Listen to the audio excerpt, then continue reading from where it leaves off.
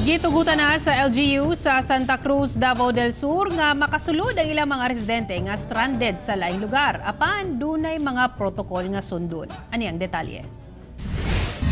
Tungod sa kadaghang na stranded nga taga Santa Cruz, Davao del Sur sa laing lugar, labi na sa Davao City, na desisyonan sa LGU nga pwede na silang mamalik sa ilang mga barangay.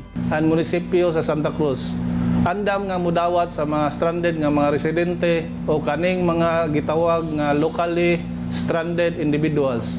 Pero dunay tulo ka protokol. Una, mukuha og certificate silang gigikanan nga lugar nga himsog sila og walay simptomas sa COVID-19. Ikaduha, pakuhaon ang ilang kabanay og asa man kini muli og certificate nga pagpamatuod nga sila bona fide nga residente sa lugar.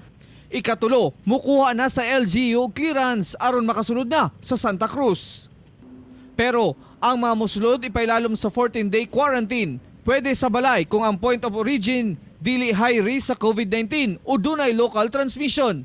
Pero kung gikan ka sa lugar nga high risk sa COVID-19, sa facility kini i-quarantine. Kung dili ang nga ikabalaka kay ang atuang munisipyo sa Santa Cruz na ihatag nga ayuda nga rasyon para masuportahan ang ilang pag 14 days mandatory home quarantine. Ako, si Real Soroche para sa One Mindanao.